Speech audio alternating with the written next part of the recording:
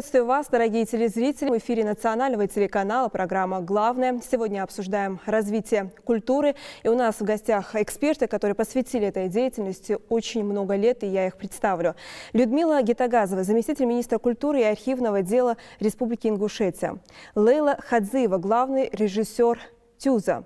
Беслан Газдиев, директор Республиканского дома народного творчества. Лида Мальсагова, заместитель директора по библиотечной работе Национальной библиотеки имени Джамалдина Яндиева, и Ася Евлоева, заместитель директора по научной работе Государственного музея изобразительных искусств. Приветствую вас в студии нашей программы.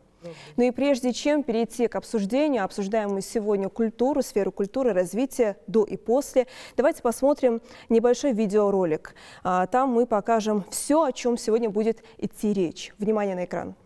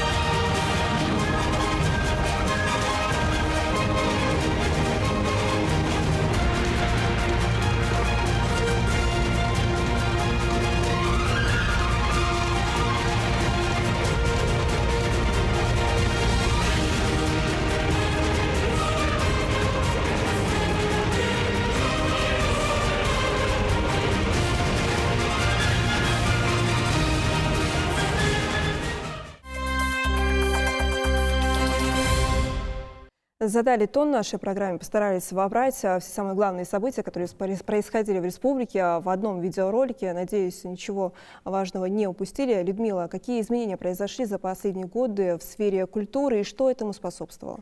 Хочу сказать, что в ролике, в котором мы с вами только что увидели немало значимых республиканских, региональных и международных мероприятий, хочу сказать, что только одно направление нашей деятельности, да, есть много о котором сегодня скажут мои коллеги, это и театральная деятельность, музейная деятельность, деятельность Национальной библиотеки, культурно-досуговая деятельность, которая имеет тоже свои определенные результаты и имеет, можно сказать, какие позитивные изменения произошли в этом направлении тоже обязательно.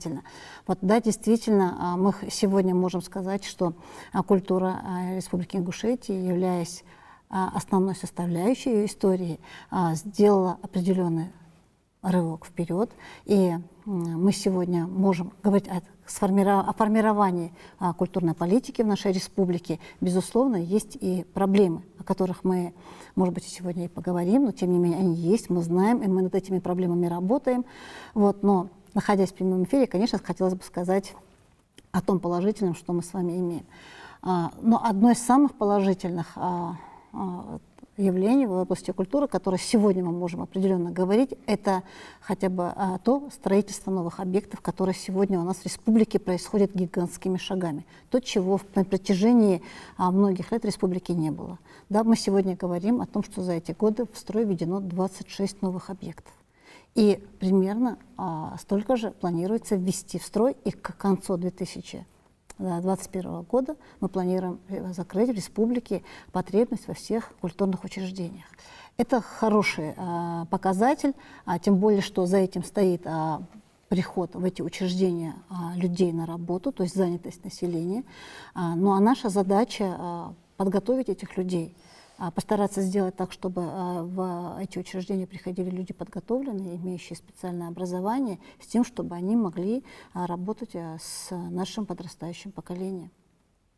Но об этом мы еще, конечно, чуть позже поговорим подробно. Строительство новых объектов – это очень большой блок, в который вошло очень много важных и значимых открытий. А сейчас, как вы отметили, поговорим о проблемах, о том, как президент страны предлагает эти проблемы решать. Для этого призваны и созданы национальные проекты, которые будут реализовываться до 2024 года. По вашему мнению, какие основные проблемы сегодня есть в культуре Ингушетии и как будет реализовываться национальный проект у нас в регионе? Ну, безусловно, национальный проект «Культура», который вошел в федеральный проект, он состоит из 3 проектов федеральных. И мы сегодня Министерством культуры подготовлены паспорта этих региональных составляющих федерального проекта. Это проект «Культурная среда», «Творческие люди» и «Цифровая культура». Все эти проекты, безусловно, направлены на то, чтобы еще на более осознанном повышенном круге, историческом пути поднять нашу культуру. Да? И вот хотелось бы сказать, что каждый из этих проектов несет в себе то, о чем я немножко раньше говорила. Говоря о федеральном проекте, да, кстати, хочу сказать, что проведенная работа по этим 3 проектам, она сегодня привела к тому, что к такому результату, что Республика Ингушетия занимает одно из лидирующих мест по сумме выделяемых федеральных субсидий. И вот если мы говорим с вами о национальном проекте «Культурная среда», то целевыми показателями этого проекта является число оснащенных современным музыкальным оборудованием организаций культуры, количество созданных и реконструированных объектов культуры. И мы сегодня говорим, что бюджет регионального проекта этого «Культурная среда» составляет более 221 миллиона рублей. Вот. И, конечно, сюда то, что я чуть раньше сказала, это строительство всех объектов культуры, которых у нас в республике, в которых мы нуждаемся, да, и оно разбито поэтапно. В этом году в Республике Ингушетия будет введено в строй 6 новых объектов.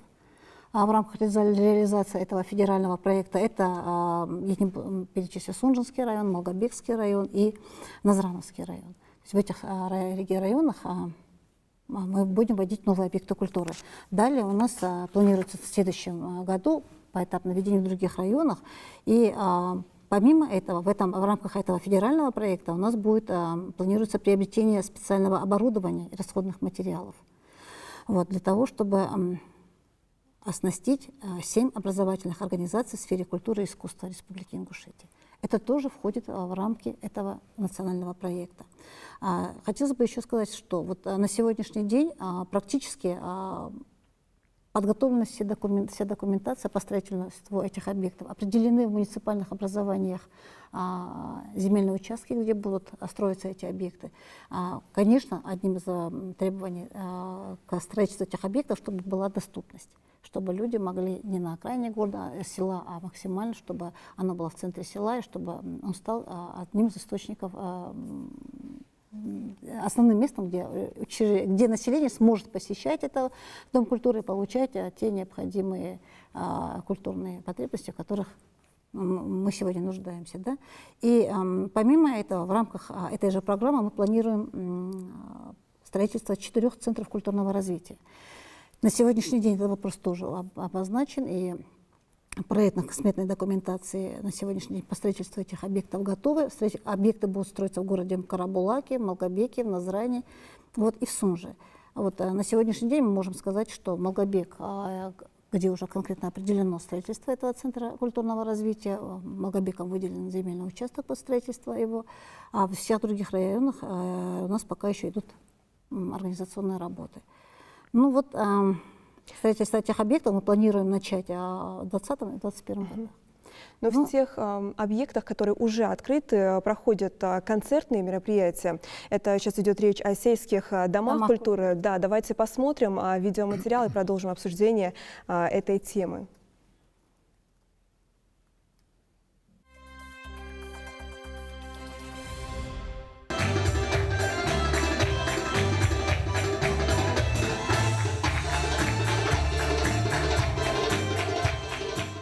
«Онгушт» – самый молодой ансамбль в Ингушетии. Ребята занимаются с сентября месяца 2015 года. За столь короткий срок существования он становился победителем республиканских, северокавказских и всероссийских конкурсов и фестивалей.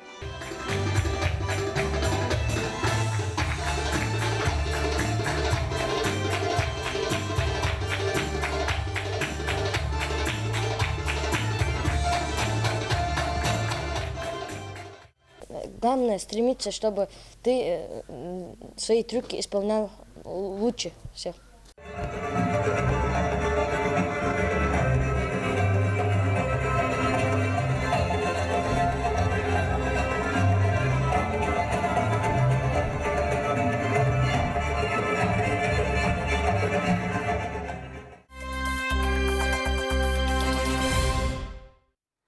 Беслан Багаудинович, вы непосредственно сможете нам подробно рассказать о народном творчестве, о развитии народного творчества нашего региона. Мы видим, что вот один из новых сельских домов культуры в Нижних Ачулках, как его осваивают, есть свой небольшой маленький ансамбль, который уже добивается хороших успехов, выступает на межрегиональных соревнованиях. Вот расскажите, за последние годы вы можете отметить какой-то плюс, перемены в развитии и сохранении самобытности нашего народа и развития народного творчества? Вы знаете, конечно же, вот если взять вот даже из этого видеоролика, видно, насколько востребованы сегодня наши дома культуры, которые сегодня строятся, вводятся в строй в наших населенных пунктах нашей республики. Вы знаете, дело в том, что вот есть вещи первостепенные, есть второстепенные вещи.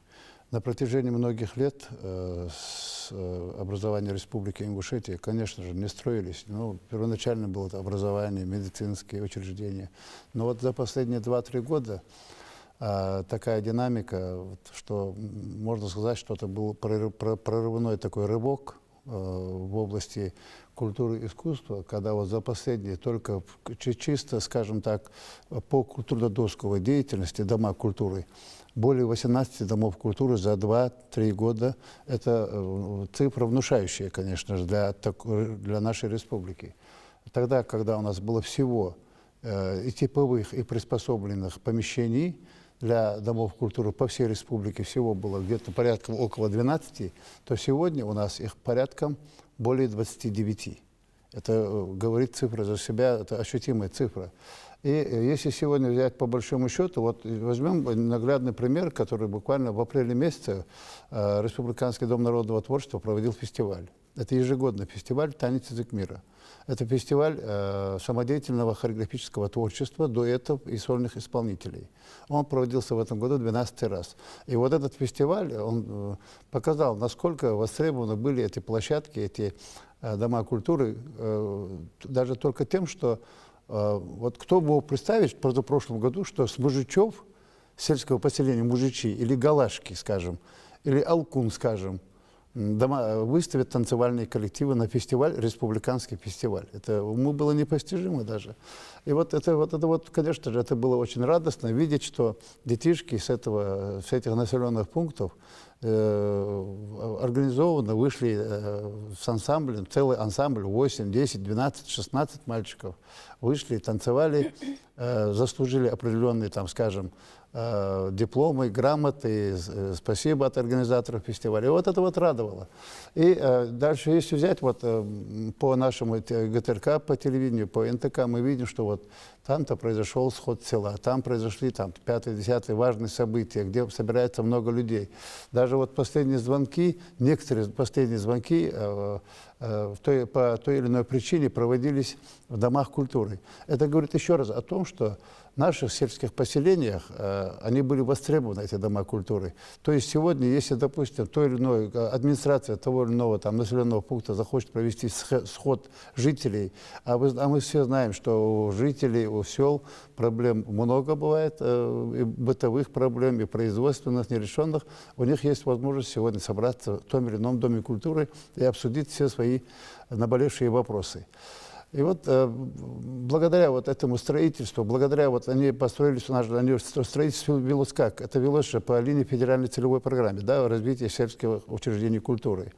И вот то, что вот сейчас, вот как озвучил заместитель министра, будет строительство и Центра культурного развития, это будет еще одним толчком для развития искусства любого жанра, и хореографического, и вокального жанра для наших детишек. Но как мы уже знаем, что из слов главы нашей республики, что ни одно село до конца 2020 года, 2021 годов не останется без очага культуры. Мы об этом верим, мы видим реально сегодня, что происходит, какими темпами сегодня идут строительства. И если взять по основной своей деятельности, ни одно мероприятие сегодня не проходит без участия наших работников досугового учреждения. То есть, если взять, вот, допустим, ближайший праздник, да, у нас 1 июня, это День защиты детей. Мы уже подали сводный план из числа 29 пунктов Министерства культуры для свода, где в каждом доме культуры, в том или ином населенном пункте будет проводиться мероприятие, приуроченное к этому празднику, Дню защиты детей. Это я к примеру привел. Ну и остальные, конечно, праздники, которые у нас прошли, и звонок, и последний звонок, и другие мероприятия, которые проводились, они обязательно в порядке проводятся в каждом селе, в каждом доме культуры. Вот настолько они были необходимы сегодня нашему населению, нашему жителю того или иного сельского населенного пункта, или районного, или городского. Как мы знаем, вот у нас сейчас идет по республике фестиваль национального этикета, который был учрежден Министерством культуры нашей республики.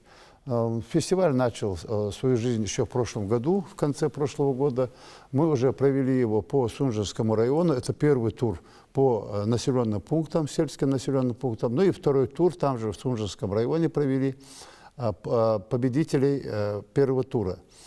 Сейчас, ну, конечно же, были выявлены лучшие из лучших, была церемония награждения в администрации Сунжинского района. То есть вот эти вот дома культуры, если касательно говорить, приняли директора, работники, участники домов культуры, самодеятельных, этих, скажем так, этих клубов по интересам, они приняли самое активное участие в этом фестивале национального этикета. Дусан Багаудинович, прошу прощения, давайте примем звонок. У нас телезритель давно дозвонился и хочет задать свой вопрос. Мы вас слушаем, вы в эфире. Мы вас слушаем, задавайте, пожалуйста, свой вопрос.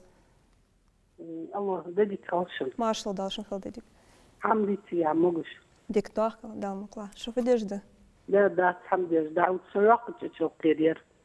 Тхояк чечок кер. Хоз дом культуры яй. Ши садик яй. Фок яй. Ток хамажай тхояк чечок кер. Софуха тюалар хойхан. Дом культуры пандерби. Аз амбер сагли чече. Тхои гижет хатсивич. Ахичи коли гижет хатсивич. Такой вопрос у нас был касаемо домов. Я отвечу, наверное. Дело в том, что вот этих вот домах культуры, которые открылись уже, да, вот в конце прошлого года, последние дома культуры открылись в этом году, по-моему, Алкун и Ашты, да?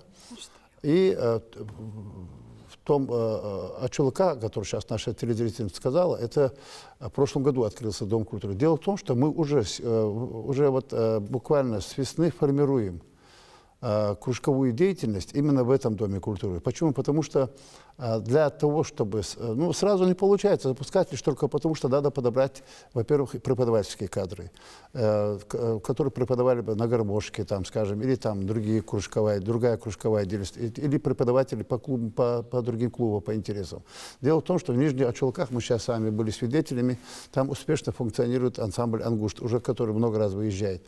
А именно в этих Ачулках, в Верхних Ачулках, конечно же, у нас в скором будущем, там уже у нас уже идут переговоры с будущим руководителем этого, скажем так, кружка на национальной гармонике.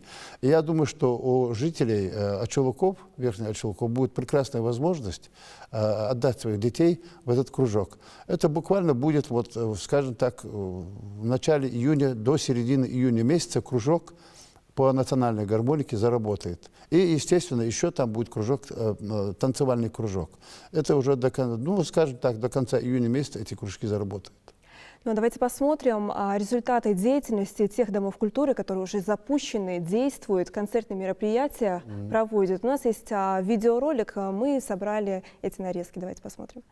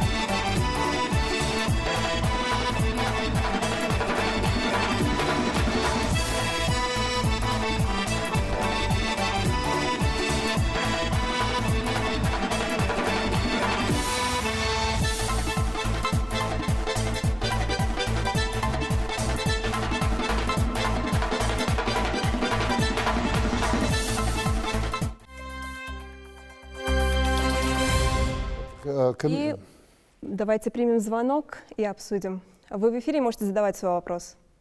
Алло, здравствуйте. Здравствуйте. Скажите, пожалуйста, вот часто на концертах наблюдается такая картина. Во время выступления артиста поднимается на сцену молодежь, начинает танцевать лезгинку. Ну, это не очень красиво смотрится. Вот с этим можно что-нибудь продумать? Баркалхатохра.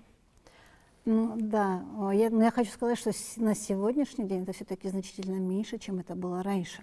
И мы стараемся перед началом концерта или как-то все-таки объяснять, что для этого существует у наших солистов какие-то свои артисты, которых мы привлекаем, чтобы они выходили, делали подтанцовывающий такой антураж для солиста. Вот, но иногда темперамент наших ребят выше и сильнее, чем наши предостережения.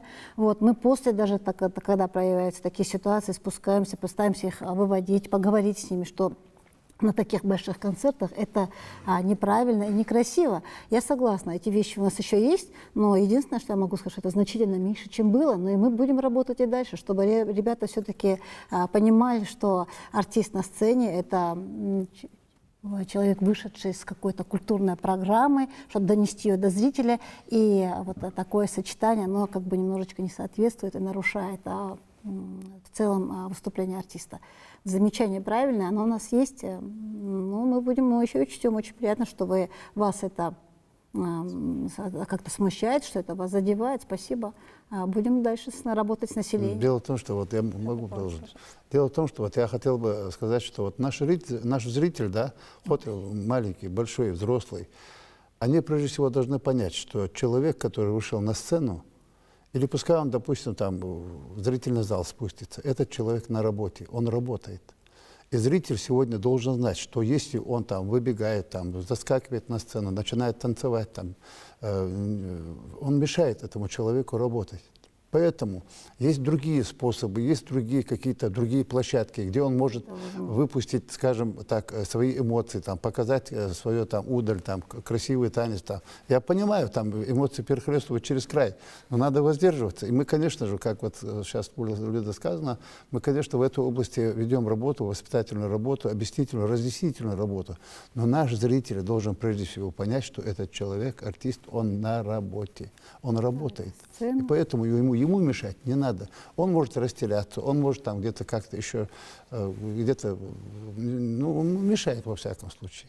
И поэтому такая просьба, конечно, есть, чтобы зрители понимали с пониманием дел, что человек находится на работе, а потом же это, конечно, можно найти другую площадку, где можно эмоции там через край станцевать. Да, там. площадки у нас есть, они созданы. Мы Давайте примем... Больше, чем положено. Если вы позволите, мне хотелось бы Дополните, сделать пожалуйста. дополнение к деятельности домов культуры, которая на сегодняшний день у нас существует. Смотрите-ка, вот уже на протяжении почти полугода у нас со всеми муниципальными администрациями, главами администрации достигнуто соглашение, заключено соглашение о взаимном сотрудничестве, и мы ежемесячно составляем график мероприятий выездных в Дома культуры. Мы понимаем, что не все могут сегодня выехать в центр Назрань, посетить театр юного зрителя, посетить Ингушский драматический театр или приехать на концерт Государственной филармонии. Да? И вот мы сейчас практикуем эти выезды практически ежемесячно. Определенно где-то 7-8 домов культуры, в которые выезжают наши организации, проводят на местах свои выступления, показывают спектакли. Я должна сказать, что население нас, в принципе, поддерживает. Вот со мной рядышком сидят непосредственно те, кто выезжает в эти села. Вот, конечно, хотелось бы еще больше поддержки, потому что, выезжая артисты в тот или иной дом культуры, надеются, что залы будут полные, они настраиваются, хотят донести свое искусство до населения, и мы эту работу будем продолжать, мы будем выезжать, по-прежнему работать здесь, в домах культуры, и вот в этом ролике очень много сейчас было показано кадров, уже выступлений наших учреждений культуры, Министерства культуры в домах культуры. Это очень важный вопрос. Я должна сказать, что этот вопрос стоит на контроле не только Министерства культуры, а он стоит на контроле у правительства и нашего руководства, с тем, чтобы население могло в полноценной мере уже у себя на месте в селах получать все те услуги культуры, учреждений культуры, которые для них доступны. Людмила, у нас есть зритель, который до нас дозвонился. Давайте выслушаем его. Вы можете задавать свой вопрос. Мы вас слушаем. Машал даже халдалик. Город Екатеринбургская область, город Новоуральский от Хамотиги. На Уральске, в этом году у вас выезд планируется именно вот в Новоуральск город? Планируется государственный ансамбль. Ну, смотрите-ка, возможно, это, я не могу сказать, что это будет город Уральск, но у нас буквально вот в марте месяце прошли приезд делегации Свердловской области в Республику Ингушетия. Мы с вами были все свидетелями этого приезда, да, и сейчас с нами планируется участие в очень больших мероприятиях, проводимых Свердловской областью, вот в июне месяце, в августе месяце, в сентябре месяце. В сентябре месяце в Свердловской области будут проходить Дни культуры Республики Ингушетия. Вот, и мы планируем выехать туда государственный ансамбль народного танца Ингушетия и Русский драматический театр. Мы будем вывозить наш спектакль по пьесе нашего известного писателя Идриса Базурхина «С тьмы веков». Это уже вопрос определенный, здесь достигнуто соглашение, но у нас еще в рамках этих Дней культуры планируются немножко и другие мероприятия. Сейчас нами объявляется конкурс юных чтецов «А знаю ли я Свердловскую область?». Это у нас в республике. Свердловск проводит у себя на территории своей конкурс чтецов «Ингушетия. Родная для меня». Вот итоги этого конкурса мы будем подводить в сентябре в Свердловской области. Я думаю, что лучшие наши победители этого конкурса, скорее всего, поедут с нами в Свердловск. Вот, и с Свердловской областью у нас уже много лет нас связывают дружеские отношения, и, в принципе, работа в этом направлении ведется. Возможно, ансамбль Ингушетия включит в себя гастроли по городу Уральску. Пока сказать определенно «да» не могу. Или, может, даже можно подсказать, Ну, что может быть, включили да, по вот, городу учитывая Уральску. вашу просьбу, скорее всего, мы уже будем подсказывать, что нас в Уральске ждут, и мы туда можем приехать. Ну, вот закрывая блок вопросов о новых домах культуры, хочется отметить, что там создано все, да, для приятных эмоций, все, что радует глаз, но еще и пища для ума, это библиотеки во многих ДК. У нас в последние годы идет расширение библиотечного фонда, возможно, не такими темпами, как нам хотелось бы, как в крупных городах нашей страны, но мы идем к успеху. Здесь хочется дать слово представителю библиотеки имени Джамалдина Ендиева. Как вы привлекаете читателя в свои стены? И вообще за последние годы произошло расширение библиотечного фонда. Какие у вас есть перемены положительные? Ну, в библиотечной деятельности не только расширение фонда произошло, но и вообще расширение всех сфер деятельности. Библиотеки в настоящее время вообще повсеместно диверсифицируют свою деятельность, и она более нацелена на потребителя, на читателя и на организацию интеллектуального досуга внутри библиотеки для всех. Что касается комплектования, комплектование в библиотеках проводится методом закупок книг. Также действует обязательный закон об обязательном экземпляре документов, и все произведения печати, выходящие на территории республики, они предоставляются в библиотеке согласно этому закону об обязательном экземпляре. И очень большая доля, значительная доля – это дарственные коллекции, акции. Вот, в частности, в последние несколько лет очень большую помощь в комплектовании библиотек республики оказал фонд «Сафмар». Было издано много детских книг, очень красочно оформленные, красивые издания, которые очень привлекут детей. И во все библиотеки нашей республики они поступают книги из фонда «Сафмар» в Национальную библиотеку, и потом наша библиотека, осуществляя бибколлекторские функции, перераспределяет их по всем библиотекам республики. Вот, в частности, именно эта благотворительная акция позволила оснастить все библиотеки республики, в том числе и школьные библиотеки, детскими изданиями. В основном это книги Ясет Газдиевой детские. Ну и также планирует еще фонд «Сафмар» издавать и другие детские краеведческие книги, в том числе и классиков ингушской литературы. Мы надеемся, что они... ингушским авторам, да? Да, мы надеемся, что этот проект пойдет, и очень много книг для детей именно, ведь то, что читателя нужно растить с детства, то, что заложено в детстве, то потом с этим человек дальше и пойдет. И поэтому очень важно именно развивать вот это детское направление. У нас в Национальной библиотеке с начала этого года открылся впервые Центр обслуживания детей и юношества. Мы, естественно, и раньше обслуживали всех без исключения, но сейчас вся деятельность по обслуживанию детей, по взращиванию нашего читателя возложена на этот отдел. Очень много проектов, ориентированных на именно детскую аудиторию, на приобщение детей к чтению, у нас реализуются с этого года. Я о них могу рассказать поподробнее, если интересно. Давайте для начала примем звонок. У нас телезритель ждет возможности задать вопрос. Мы вас слушаем. Мы вас слушаем, вы в эфире. Задавайте свой вопрос.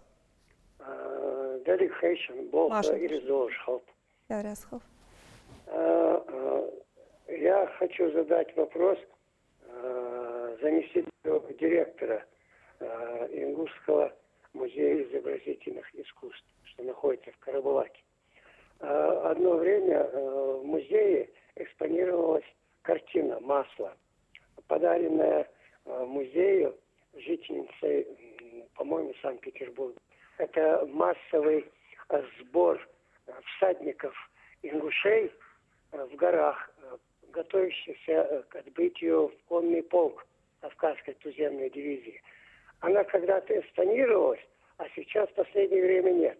Я могу прийти попросить, чтобы вынесли ее для меня из склада или загажника и сфотографировать эту картину. Спасибо за звонок. Дело в том, что, возможно, есть какое-то ваше ошибочное мнение, что эта картина попала к нам. К сожалению, мне такая картина неизвестна, но, возможно, она находится в фондах Музея краеведения, поэтому, может, немножко вы ошиблись. Все, и продолжаем наш разговор. 2019 год, год театра. Перешли к очень большому блоку вопросов. В Ингушетии театра 4. Очень много постановок, репертуар расширяется с каждым годом. И мы сделали нарезку некоторых спектаклей. Давайте посмотрим театральные постановки.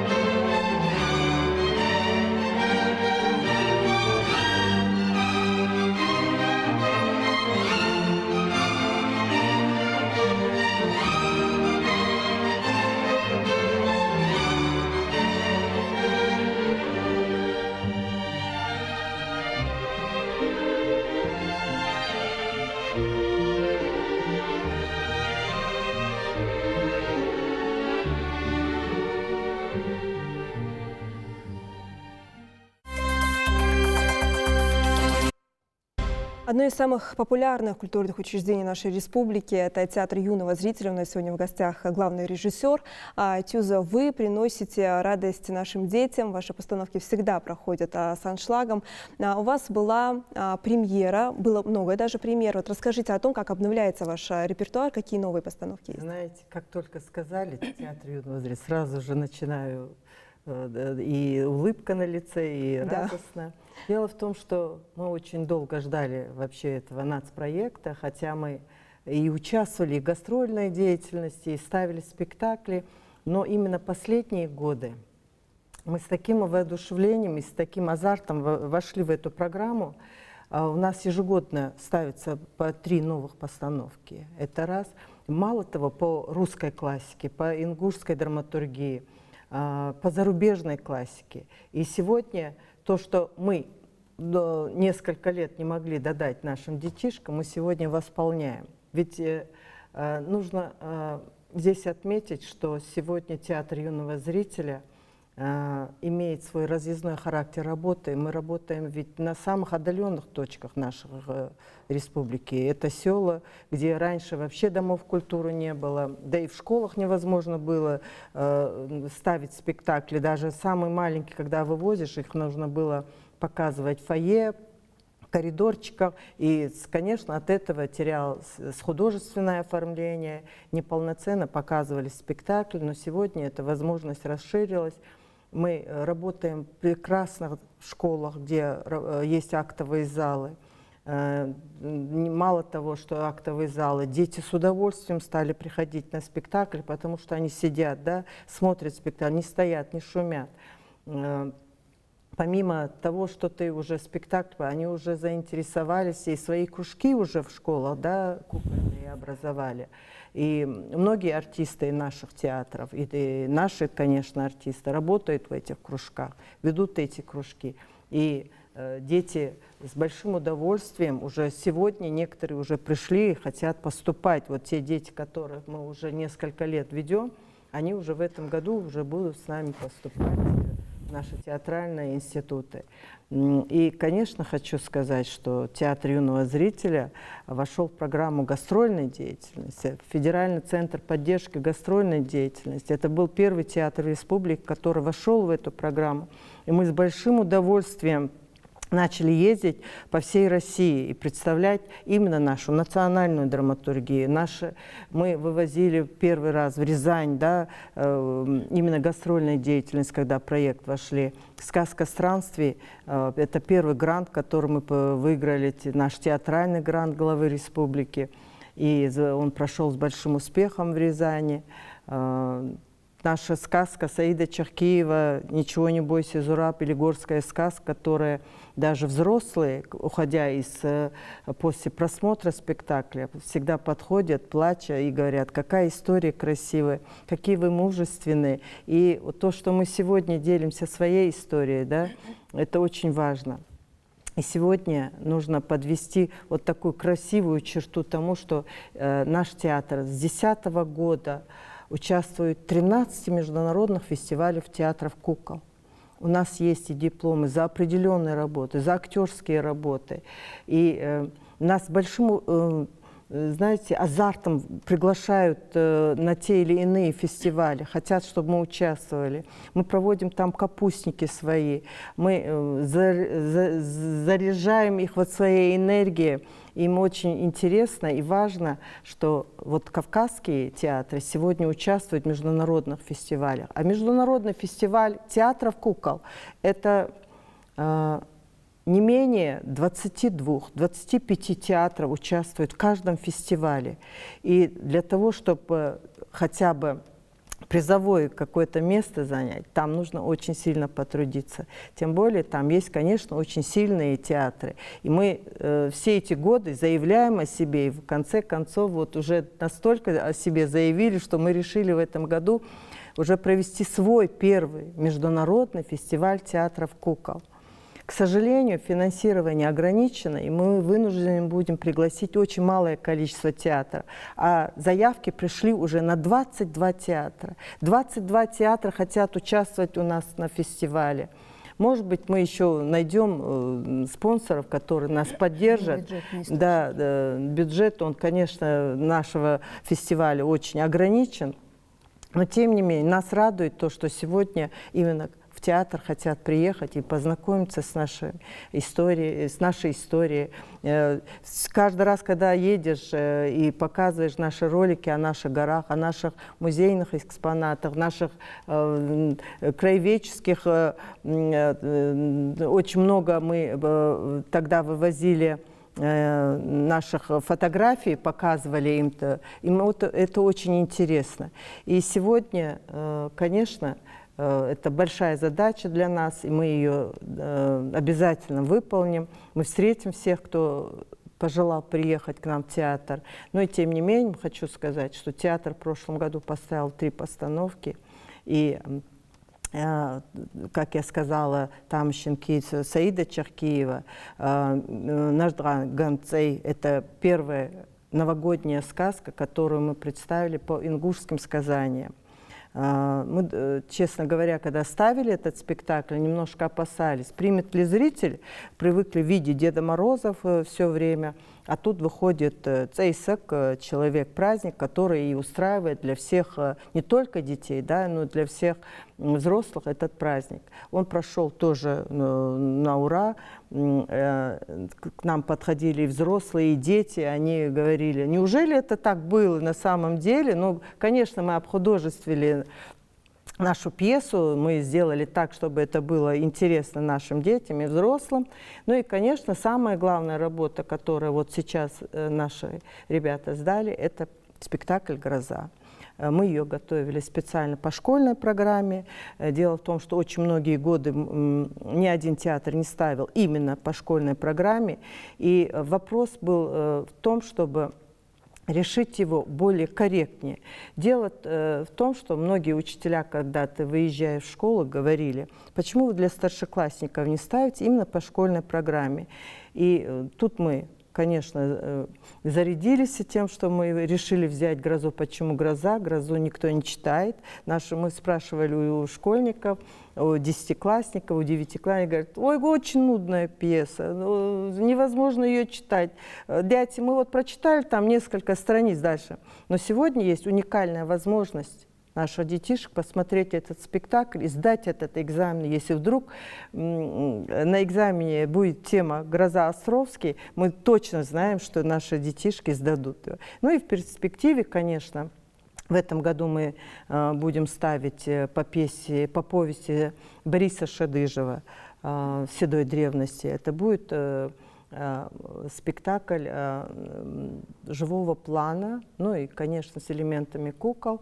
И мы надеемся, что именно этот спектакль, он будет фестивальный, мы его вывозим. Также вывозим и «Грозу». Не забыла сказать, что «Грозу» мы вывозим на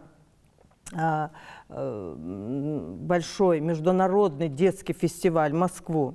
«Арт-миграция 2019», «Союз театральных деятелей», «Золотая маска» на следующий год в апреле, это же «Арлекин Санкт-Петербург», Москва, это и «Арт-миграция», и международный детский фестиваль Безрукова, и, соответственно, конечно, и «Золотая маска». Этот спектакль будет вывозиться именно на эти фестивали. А «Седой древности» мы будем уже готовить на «Арлекин» уже 2021. Поэтому работы очень много. В этом году у нас еще 2 постановки будут. И, соответственно, первый международный фестиваль театров кукол.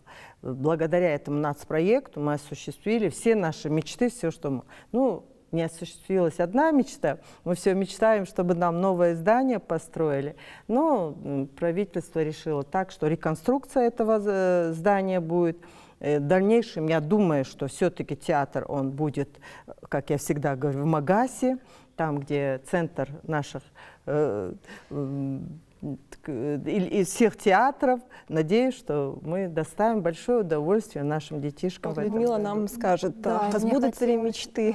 Да, этот вопрос он пока что рассматривается в том ракурсе, в котором сказала Лейла, но мы не отменяем и не отметаем тот вариант, что это в будущем будет вопрос рассматриваться о строительстве нового здания. Просто мне хотелось бы добавить к тому, что сказала Лейла. Лейла сказала за театр юного зрителя. А у нас с вами есть еще 3 театра в республике, которые работают тоже успешно, и которые в этом году, благодаря году театра, проводят достаточно много мероприятий, и уже приняли в некоторых мероприятиях участие. Хотелось бы сказать, что, например, Оренбургский театр сегодня принял участие в 2 региональных фестивалях, которые проходили в Адыгее и в Махачкале. Они выезжали с нашими спектаклями. Сейчас готовится к выезду Русский драматический театр. Вот. Ну и хочу сказать, что эти театры тоже готовят новые постановки для нашего зрителя в этом году.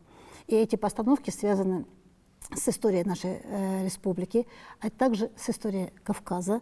Вот, то есть я хочу назвать просто название. Это Русский театр поставит спектакль Толстого «Хаджи Мурат» по пьесе Толстого. «Пока Арба не перевернулась», и «Сыновья Беки». Эти 2 постановки в этом году будет осуществлять Оренбургский драматический театр. «Пока Арба не перевернулась» — это грузинского писателя пьеса Яселяни. Ну, а «8 веков» пьеса Базоркина. И в этом году студия «Берт» будет ставить «Женитьбу Гоголя» на ингушском языке. Это мировая классика, да? Русская мировая классика. Ну и помимо этого, вот только что Лейла сказала, что мы в этом году, благодаря поддержке Министерства культуры Российской Федерации, являемся организаторами 2 проектов. Первый проект — это проведение международного фестиваля театров кукол. И второй проект — это «Легенды гор», которые будут, мы уже ведем подготовку к проведению этого проекта, осуществлению этого проекта.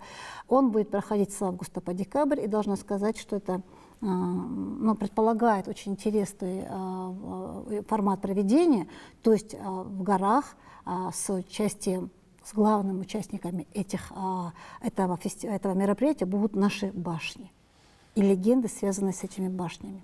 И вот легенды, переложенные в театральные действия, и будут разворачиваться на этих башнях.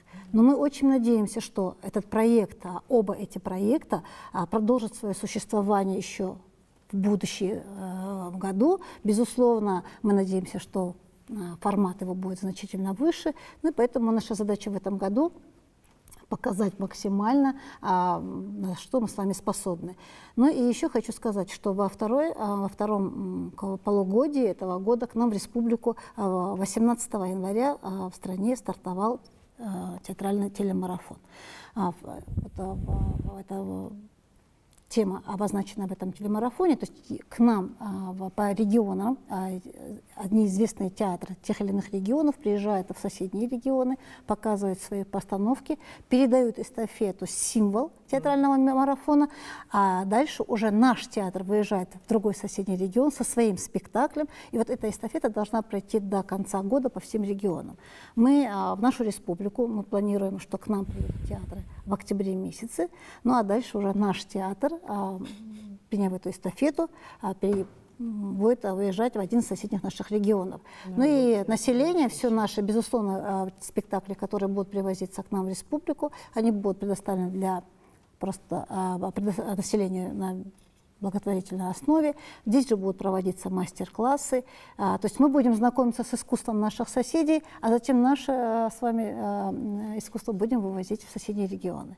Очень часто к нам приезжают различные передвижные выставки, и мы демонстрируем свое наследие, которое у нас пытаются тщательно сохранить в музее, Карабулакском музее изобразительного искусства.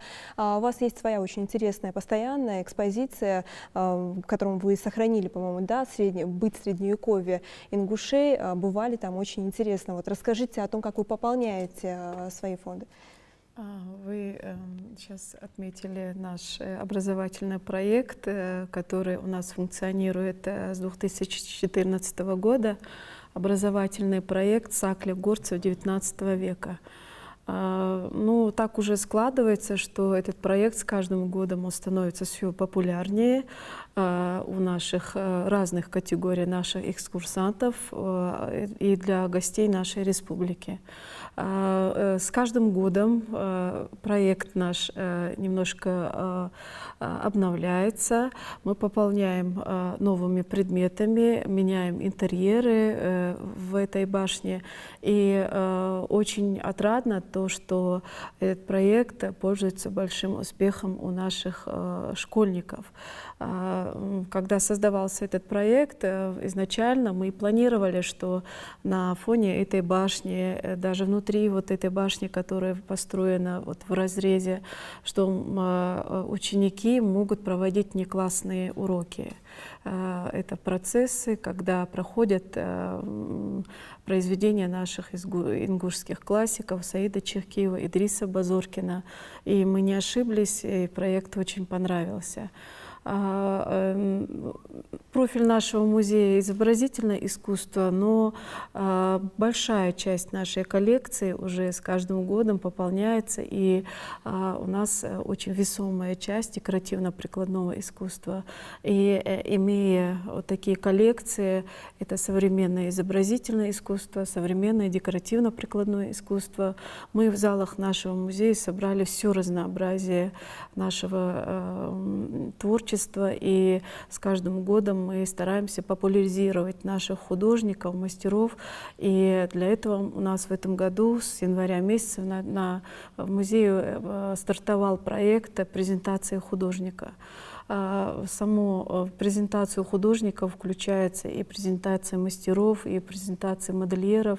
И это очень прекрасная площадка для наших новичков показать свое творчество, и есть какое-то будущее продвинуться дальше вот в мире творчества.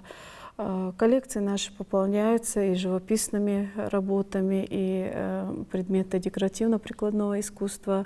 Ну и в последнее время наблюдается такой небольшой для нас тоже раздел — это дарение и пожертвование. Мы к этому тоже призываем, и тоже стартовал проект «Сохраним свою историю», в которой мы пытаемся собрать предметы интерьера периода 1950-го и 70-х годов включительно, на основе которых мы могли бы в дальнейшем создавать такие экспозиции о последепортационного периода жизни наших граждан, об их быте, об их таких эстетических пристрастиях, об их достатке.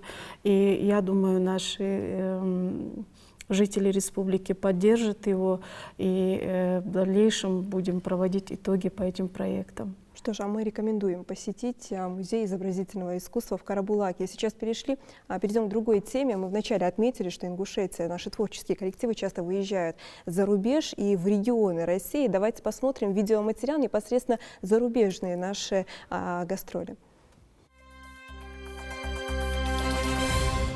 Наши творческие делегации посетили ряд российских регионов, побывали и за рубежом.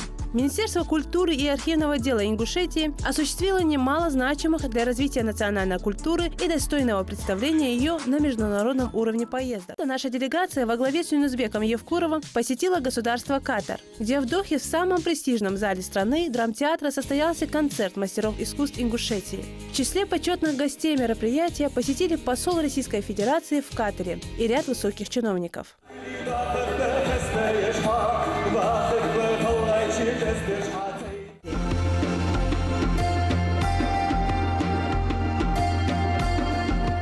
Гостям представили выставку ингушской культуры, включающую предметы быта, национальную одежду, живопись и многое другое, что вызвало большой интерес у посетителей.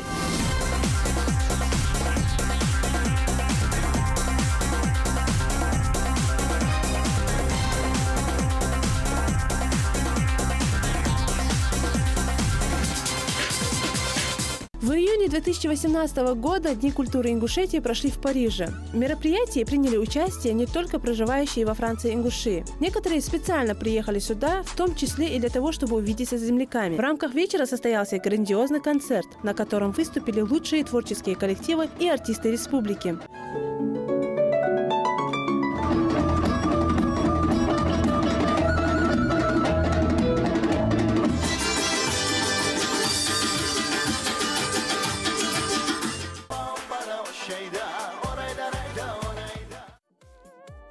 При поддержке Министерства культуры России и Абхазии впервые в сентябре 2018 года прошли Дни культуры в Абхазии. Этот масштабный проект позволил жителям Абхазии познакомиться с культурой Ингушетии, посетив мероприятия самой разной направленности – выставки, концерты, мастер-классы. Наша республика ежегодно проводит Дни культуры в странах ближнего и дальнего зарубежья. В последние годы это были Белоруссия, Казахстан, Бельгия. Такого рода проекты призваны способствовать развитию культурных связей между народами, а также укреплению дружеских отношений с Республикой Ингушетия как субъектом Российской Федерации.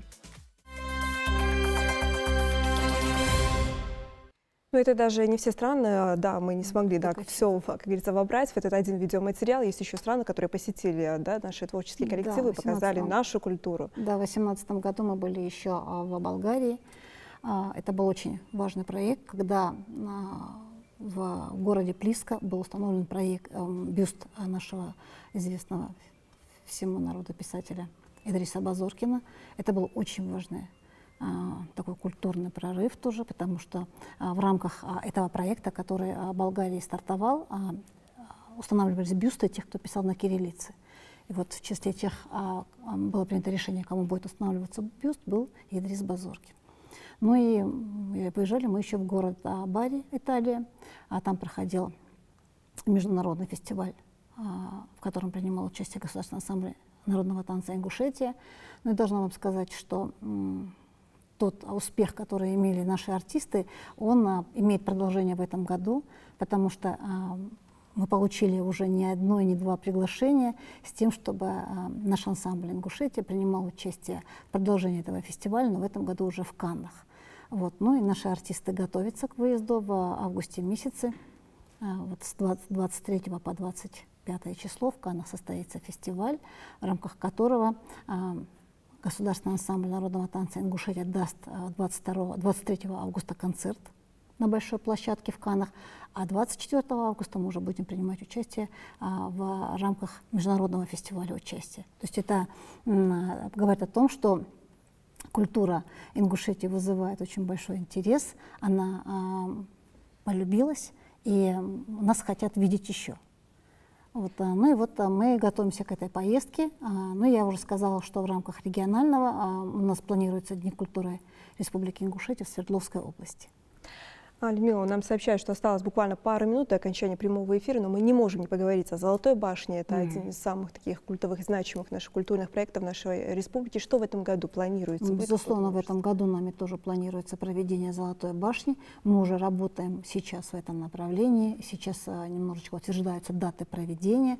Мы уже объявляем открытие конкурса с тем, чтобы режиссеры, как российские, так и зарубежные, могли представлять на наш фестиваль свои фильмы. Большое участие в этом принимает сегодня Кинофонд во главе и наше Национальное бюро кинематографии, которое создано в нашей республике, с тем, чтобы это направление получило свое дальнейшее развитие. Да? И я думаю, что мы в ноябре, в последнюю неделю ноября, планируем проведение этого фестиваля, 6-го международного фестиваля «Золотая башня». Ну и я надеюсь, что артисты, которые приедут на открытие нашего фестиваля, по-прежнему будут вызывать интерес, и фильмы, которые будут представлены на этом фестивале, продолжат нас радовать и нести то ценное, что сегодня создается в кинематографии. Ну что ж, мы, по-моему, обсудили все, что касается культуры. Конечно, все более подробно хотелось бы, но... Пользуясь вот этой площадочкой, конечно, хотелось бы обратиться и к нашим режиссерам. Мы с вами отмечали, что на 5-м кинофестивале памятном у нас было представлено 10 документальных и игровых фильмов наших режиссеров. И были отмечены призами наши режиссеры, в частности, режиссеры НТРК за фильм. Да. Очень хотелось бы обратиться сегодня и к нашим режиссерам. У нас на нашем сайте есть специальный раздел «Кинофестиваль Золотая башня». Там обозначен электронный адрес Золотой башни, куда вы можете направлять свои заявки и вообще интересоваться, как вы можете подавать, что будет проводиться, в каком формате. Мы приглашаем уже сейчас принять участие наших ребят и молодых девушек, которые уже заявили о себе, живущих как в Республике Ингушетия, так и проживающих за ее пределами. Пожалуйста, мы будем очень рады, и мы будем понимать, что кинофестиваль набирает свою популярность уже среди нашего населения, и он для них является неотъемлемой частью. Спасибо вам, спасибо за то, что пришли к нам, ответили на наши вопросы. У вас очень сложная деятельность, вам тяжело, но нам вы приносите очень много радости результатом вашего труда. Я вам желаю больших успехов в развитии ваших деятельностей в отдельности. Людмила, вас я тоже благодарю. Спасибо. Да. Мы с вами сегодня за весь этот период времени обсудили всего лишь навсего один проект. А у нас их еще 2, и по этим проектам нам тоже было что сказать, но я надеюсь, это будет. Но у нас еще будут прямые эфиры, мы это обязательно обсудим. Я напомню нашим телезрителям, что сегодня мы говорили о культуре, которой отводится очень важная роль в каждом государстве, в том числе и в нашей республике. Я надеюсь, вам было с нами интересно. До новых встреч в эфире национального телеканала.